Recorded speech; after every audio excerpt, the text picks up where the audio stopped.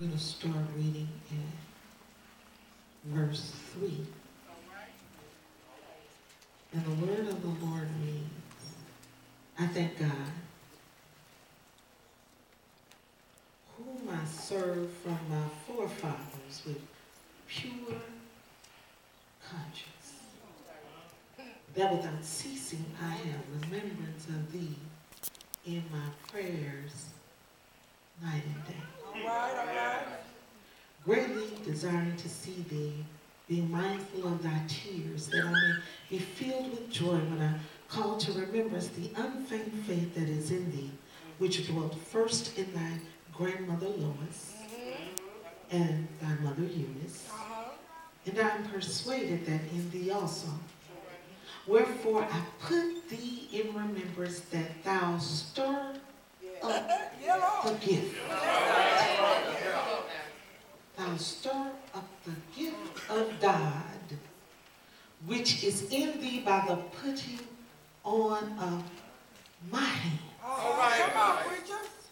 For God hath not given us the spirit of fear, but of power and of love and of a sound mind. Amen.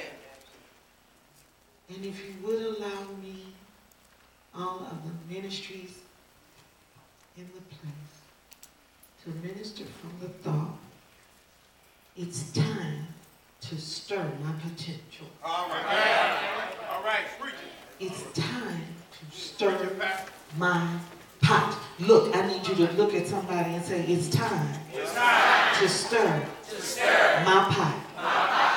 Amen. All right now. Father, we bless you in this place. We love you so much for just allowing us to gather, God, the 15 years. Bless New Shining Light, 15 years. All right. God, churches open and they close every day. Uh-huh. But 15 years. All right. You set this ministry on straight street. All right. All right. Some have come and some have gone. All right. Yeah. Oh God, some have been here since day one. Come on, preacher. Yeah. We bless you for those who came, and we bless you for those who left. Been good to this ministry, to this pastor, to these people. It's easy, God, in the spirit to detect how, because he loves you. And the Jesus in him makes it so easy for us to love. God, today, we pray that our eyes are able to see and hear, our ears are here to hear from you. God, we're not here to perform. All right. We're here on assignment. Yes. We're here to do what you've called us to do. And having said that, oh Father, I say, let the words of my mouth, the meditation of my heart be acceptable in your sight. For you are my only true God. You are the only judge that matters. And for that, I thank you. Bless you tonight, oh God. In Jesus' mighty and matchless name. Amen. Here we find the Apostle Paul doing what a good apostle does. I know the word apostle. I didn't see you, April. I'm sorry. Nowadays, we hear the word apostle all the time. Every time I turn around, I'm hearing. Somebody's being ordained an apostle. The word apostle that office shouldn't be taken lightly. I happen to be in seminary and Bible college and taking classes, amen, and it cracks me up because I'm sitting there and I'm listening to these people tell me that the fivefold ministry gifts are no longer needed and they died with the last apostle. And it's amazing to me, and the Lord told me, hey, calm yourself down, tone down to me and sweeten them. Don't get upset because they don't know. He said, I sent you here to eat the fish. You spit out the bones. Because people don't want you to know what you know. People want you to know what they want you to know. People want to mold and make you, but here is an authentic apostle doing what he should do. He established the church. He planted a church. He put the leader in place. He sent his son in the ministry, Timothy, and put him. He knew Timothy was young, but he he wasn't going to leave them out to dry. Too many pastors are leading people out to dry. Come on, I'm not talking about those renegades who run off. I'm talking about we plant people and put people in churches and then we expect them to go. No, it takes more than that when you have an apostolic calling on their lives. You put somebody there, you need to nurture them. Come on, I'm talking to somebody. You need to spend a little time with them and make sure, amen, because I've learned in 3 years, Bishop, I have not done everything right. Amen. I've done some things out of zeal. I'm so excited. Let me tell you the first mistake I made. I started talking too much. See, I started getting vision, and then I started getting excited about the vision. I didn't know I had dream killers right there with me. I didn't know some people weren't excited about what God has shown me. I told you I'm just going to talk a few minutes. I didn't know everybody. See, that was the first mistake I made. I started talking, and then when it didn't happen overnight. The first thing they said, she's a liar.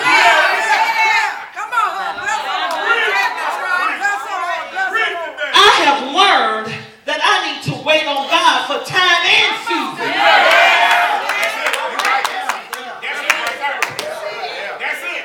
I have had to learn that everybody that say they praying for me can be praying against me. I learned some things in this thing.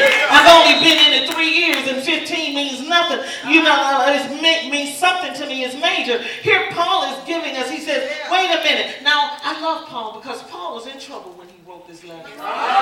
He was locked up in Rome again. He found himself in trouble, and he was in danger of his life. But if you skipped a little bit and went into the 4th chapter, Paul sounded like he knew it was at the end of his journey. He knew that his role was done. He knew that he had finished his course. He knew his assignment was done in the earth. And he was really ready. But I love the fact that Paul says, my work may be done, but my son got to go on. Amen. And right now he's discouraged because of church folk.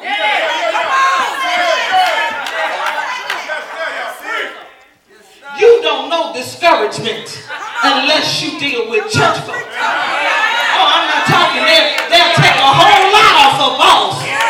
But the first word, the pastor can give you one word of rebuke, and you ready to leave. I wish somebody would talk. But God gives a word of correction. And I'm telling you, I think I'm halfway intelligent. I'm not illiterate. And when I look at my Bible, 90% of the Bible is about rebuking, instruction, and correction. But if you don't tell them to turn 3 ways, and if you don't tell them in 2 weeks they're going to get a house, a man, or a car, they walk out on you. I wish somebody would. If you tell them they got to live right, if you tell them you can't be more rich,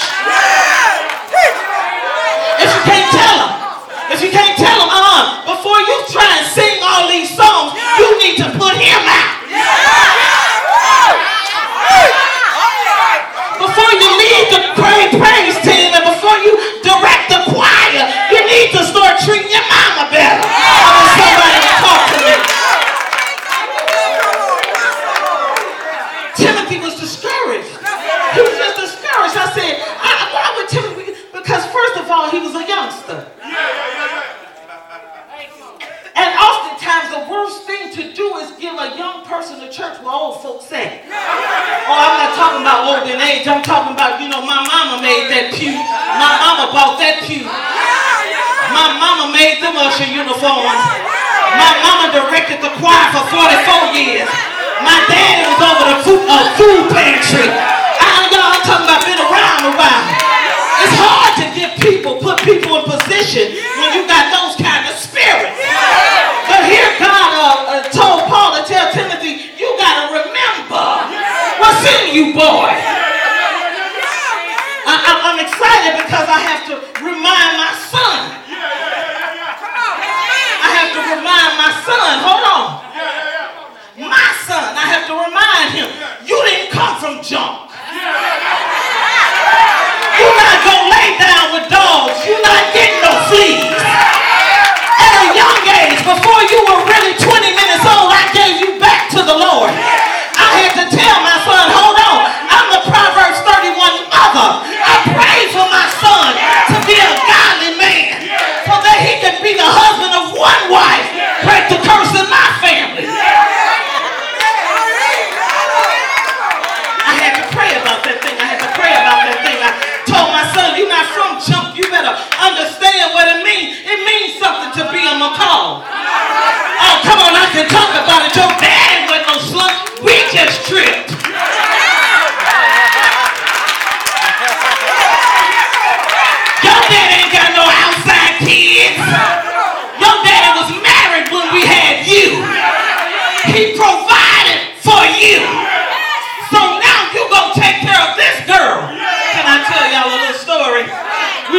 mall the other day, yesterday. We were in the mall and he looking for a new ring.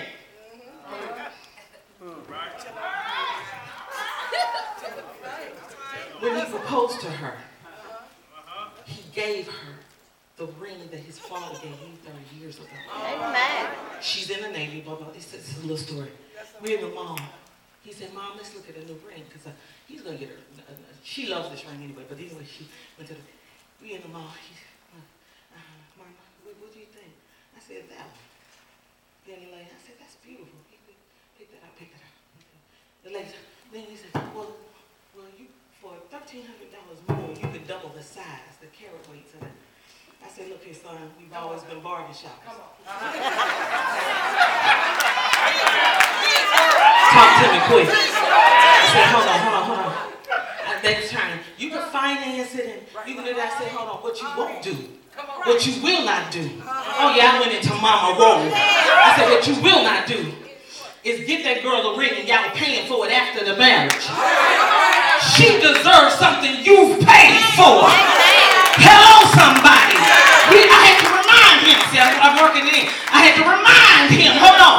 We did our part. You graduated undergraduate, Jeffrey. You in law school. You're not going to give her no bubblegum ring. I want you to give her something that she's going to be proud of. She's going to be proud of your name. She's going to be proud of your ring. She's putting up with your spoiled, selfish self.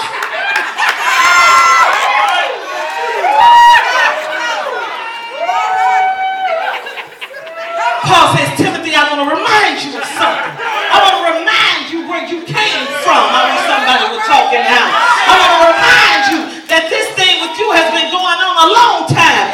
You loving on God ain't nothing new. You've had a history. You have a foundation of faith. You know better. You ain't new. So stop acting extra. I wish the young people that was still in the house, amen. We let our young people go home too fast sometimes because we got to teach our young people keeping it 100 don't mean that no fool. No, you need to keep it 100. You saved inside a new shining light.